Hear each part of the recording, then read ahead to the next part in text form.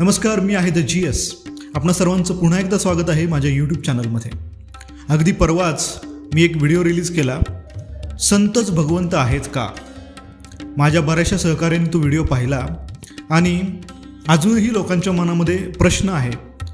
कारण स्पेशली आपल्या महाराष्ट्रामध्ये ही आस्था रुजली गेलेली आहे की संत हे परमोच्च ठिकाणी आहेत, सर्वोच्च ठिकाणी आहेत. अगदी बरोबर आहे, संतांची किंवा गुरुची पोझिशन ही अतिशय उच्च असते, याबद्दल कोणतीही शंका नाही. परंतु आपल्याला संतांनी काय उपदेश केला आहे याबद्दल देखील आपण जाणून घेतलं पाहिजे. परंतु लोक संत, त्यांचं व्यक्तित्व, त्यांची ओजस्वी वाणी, त्यांनी केलेले चमत्कार, त्यांची बोलण्याची कला इत्यादीमुळे प्रभावित होत असतात. परंतु काय एक खरा संत भगवन नामाचा प्रचार करत नाही? नक्कीच भगवन नामाचा प्रचार, भगवंतांचे गुणगान हा संत नेहमी करत असतो. गुरुच्या बाबतीतही सेम आहे. परंतु लोक आजकाल संतांचं व्यक्तित्व, त्यांनी केलेले चमत्कार, त्यांची बोलण्याची कला इत्यादीमुळे प्रभावित झालेले दिसतात. परंतु त्या संतांना किंवा गुरूंना जो उपदेश द्यायचा आहे तो मात्र बाजूला राहतो. जसं की मी मागच्या व्हिडिओमध्ये देखील तुकाराम महाराजांचं उदाहरण दिलं. आपण ज्ञानेश्वर महाराजांचं आज उदाहरण घेऊया. आपण संबंध हरिपाठ म्हणतो. हरिपाठामध्ये संत ज्ञानेश्वर महाराज काय म्हणतात? हरिमुखे म्हणा, हरिमुखे म्हणा, पुण्याची गणना कोण करी. जर आपण संत श्री ज्ञानेश्वर महाराजांच्या व्यक्तित्वावर आकर्षित होत असू, परंतु त्यांनी दिलेला उपदेश, त्यांना जे सांगायचं आहे हे विसरत असू, तर ते ज्ञानेश्वर महाराजांना आवडेल का? नाही. हरिमुखे म्हणा, हरिमुखे म्हणा, पुण्याची गणना कोण करी. संत ज्ञानेश्वर महाराज स्पष्टपणे मराठीमध्ये आपल्या मातृभाषेमध्ये सांगत आहेत, हरिमुखे म्हणा. हरी म्हणजे भगवान श्री कृष्णांचे नाव घ्या, हरीचे नाव मुखामध्ये आणा. मग जर संत सर्वश्रेष्ठ आहेत तर श्री ज्ञानेश्वर महाराज हरिमुखे म्हणा हा उपदेश का देत आहेत? एवढेच नव्हे, आपण सर्वांनी संत श्री ज्ञानेश्वर महाराजांचे अभंग ऐकलेले आहेत. रूप पाहता लोचनी, सुख झाले ओ साजनी, तो हा विठ्ठल बरवा, तो हा माधव बरवा, बहुत सुकृताची जोडी, म्हणून विठ्ठली आवडी, तो हा विठ्ठल बरवा, तो हा माधव बरवा. एवढं त्यांच्या अभंगामधून संतश्रेष्ठ श्री ज्ञानेश्वर महाराज सांगतात. तरी देखील आपण संत आणि भगवंत या दोन कन्सेप्टमध्ये कन्फ्यूज आहोत. हे कसं बरं चालेल? परवाच्या व्हिडिओमध्ये मी संत श्री तुकाराम महाराजांचा एक अभंग घेतला होता. तो तर एक अभंग झाला. आपल्या संबंध एकूण एक अभंगामध्ये संत तुकाराम महाराज विठ्ठल भगवंतांचे गुणगान करतात. आपण विठ्ठल प्राप्ती केली पाहिजे. आपण काय वाचन केलं पाहिजे, आपण काय अप्लाय केलं पाहिजे ते संत तुकाराम महाराज सांगतात. गात्यासोबत त्यांच्या गीता भागवत करीती श्रवण, अखंड चिंतन विठोबाचे, हे तुकाराम महाराज सांगतात.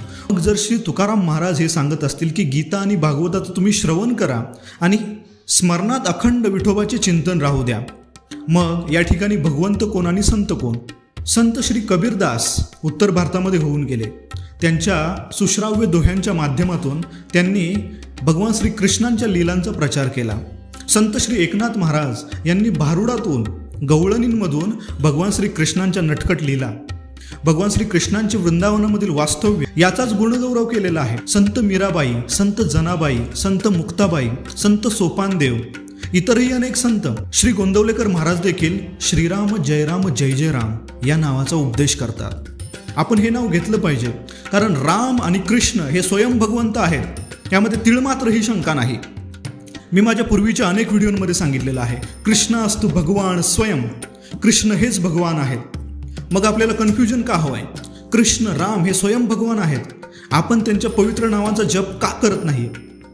कारण वैदिक शास्त्र आपण आपल्या स्वतःच्या कम्फर्टनुसार, आपल्या स्वतःच्या सवयीनुसार, आपल्या स्वतःच्या सुलभतेनुसार आपण फॉलो करतो. जसं वैदिक शास्त्र आपणास 4 नियमांचं पालन करण्यास सांगतं, त्यामधील बरेचसे नियम आपण आपल्या स्वतःच्या सुलभतेनेच फॉलो करतो. जसं वैदिक शास्त्रामध्ये सांगितलेलं आहे की मांसाहार हा वर्ज्य आहे, परंतु आपण नेमका तोच नियम डावलून बाकीच्या नियमांवरती लक्ष केंद्रित करतो. संतांवरील श्रद्धा ही अबाध्य राहिलीच पाहिजे, कारण संत हे भगवंतांचे परमप्रिय आहेत. कोणत्याही गोष्टीमध्ये आपण त्याचा अभ्यास न करता, शास्त्रांचं अध्ययन न करता आपण इकडच्या तिकडच्या गोष्टी ऐकून जर त्याच्यावरच विश्वास ठेवत असू तर आपल्या भक्तीमध्ये बाधा उत्पन्न होऊ शकते. शास्त्रांमध्ये मी बऱ्याचशा वेळा वर्णन करतो, हरे कृष्ण महामंत्राचंच रेकमेंडेशन दिलेलं आहे. इति षोडशकम नाम नाम कलिकल्मष नाशनम नातरो परतृपाय सर्व वेदेषु दृश्यती. हे 16 अक्षरी नाम म्हणजे हरे कृष्ण कृष्ण कृष्ण हरे हरे, हरे राम राम राम हरे हरे, या पवित्र नावाचा, या महामंत्राचा जप करण्याची आपणास ऑर्डर दिलेली आहे. केवळ हा महामंत्रच आपणास या कलियुगातून भगवान श्रीकृष्णांच्या धामामध्ये आपणास घेऊन जाऊ शकतो. इति षोडशकम नाम नाम, हे 16 अक्षरी नाम, हरे कृष्ण कृष्ण कृष्ण हरे हरे, हरे राम राम राम हरे हरे, इति षोडशकम नाम नाम कलिकल्मष नाशनम. कलीचा जो काय हा प्रताप चालू आहे, मायेने सर्व जग आवृत्त झालेलं आहे, या कल्मशांपासून नाश करण्यासाठी हरे कृष्ण कृष्ण कृष्ण हरे हरे, हरे राम राम राम हरे हरे हा एकमेव उपाय आहे. इति षोडशकम नाम नाम कलिकल्मष नाशनम नातरो परितृपाय, म्हणजे यापेक्षा दुसरा उपाय कोणताही नाही. सर्व वेदेषु दृश्यते. तुम्ही सबंध वेदांवर तुम्ही नजर टाका, सबंध वेदांचा अभ्यास करा, यापेक्षा दुसरा कोणताही उपाय नाही. इतकी स्पष्ट ऑर्डर आपणास कलिसंतरण उपनिषद देत आहे. कलिसंतरण उपनिषद स्पेशली कलियुगातील लोकांसाठीच लिहिलं गेलेलं आहे किंवा सांगितलं गेलेलं आहे. मग आपण भगवंत कोण आहेत आणि संत कोण आहेत, ही जर कन्सेप्ट आपली बेसिक क्लिअर झाली नाही तर आपल्या भक्तीमध्ये जो अडथळा निर्माण होतोय, आपली श्रद्धा जी संतांवर अपरंपार आहे ती तशीच राहिली पाहिजे. परंतु संत जो उपदेश देतात, संत ज्या नावांचं रेकमेंडेशन करतात, संत ज्या भगवंताकडे घेऊन चाललेले आहेत, त्या भगवंताचा देखील विचार झाला पाहिजे. कारण भगवंत आणि भगवंतांचं नामच आपणास इथून तारून नेऊ शकतं. आपणास हा व्हिडिओ आवडल्यास नक्की सर्वांना हा व्हिडिओ शेअर करा आणि आपल्या चॅनलला नक्की सबस्क्राईब करा. संत आणि भगवंत याचा हा पार्ट नंबर 2 आहे. जर आपणास अजूनही शंका असेल तरी आपणासाठी मी हे पार्ट्स बनवत राहील. म्हणूनच मी द जीएस आपणास आता भेटेन पुढील व्हिडिओमध्ये. तोपर्यंत राधे श्याम, श्री राधे.